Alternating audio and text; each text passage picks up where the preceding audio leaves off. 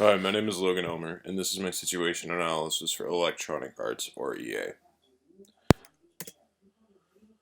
What is our public opinion?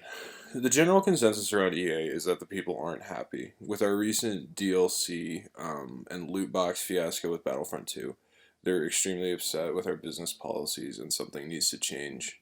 We need to learn how to treat our fans right and treat our properties with the proper respect that needs to be treated with them. How do we compare to other production companies? We have some of the largest franchises in the world. Mass Effect, EA Madden, FIFA in particular is huge globally.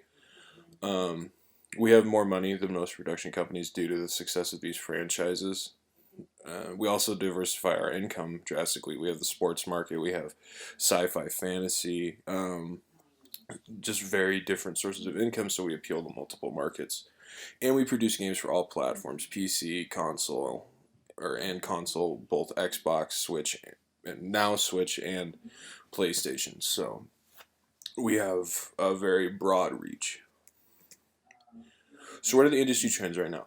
We're shifting away from physical games. Stores like GameStop, Game Crazy, EB Games are gonna die within the next decade. So we need to help reinforce this digital trend and give incentives for buying digital. We already offer benefits for buying, for pre-ordering a game.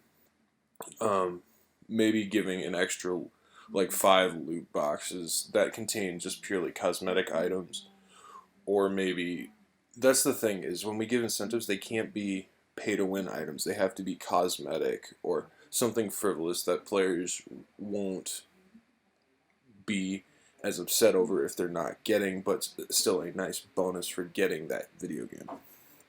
Um, the industry is moving more towards indie games. They they like the more unique stories. They like a gimmick. They like a unique art style. They need something that they can grasp onto and identify. What's our next step?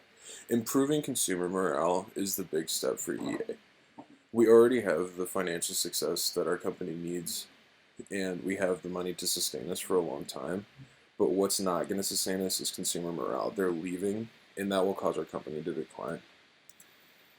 What is our target demographic? Teenagers and young adults 14 to 28. And the thing about this generation of gamers is they're very broad. It's hard to nail down an exact target demographic.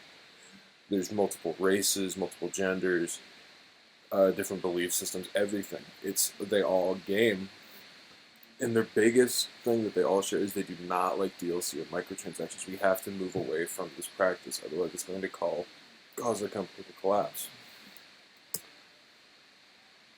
So, what do people think about celebrities being linked to our games? It's not as popular as it used to be.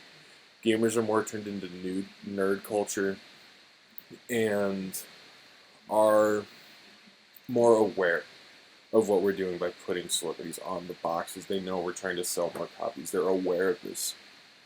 It still kind of works for sports games because I mean, having Peyton Manning on the front of Madden, it still looks good, and there's a good reason for it, and players understand that. But we can't roll them out at E3 and have a 30-minute conference with them, like the disastrous situation at E3 2015 when we had Pele come out and talk about the new FIFA. It's just they don't understand gaming as an industry. They don't understand what the games are about, and they're not passionate about it. We need people that are involved in the industry that care about the products and care about the consumers to talk about our games.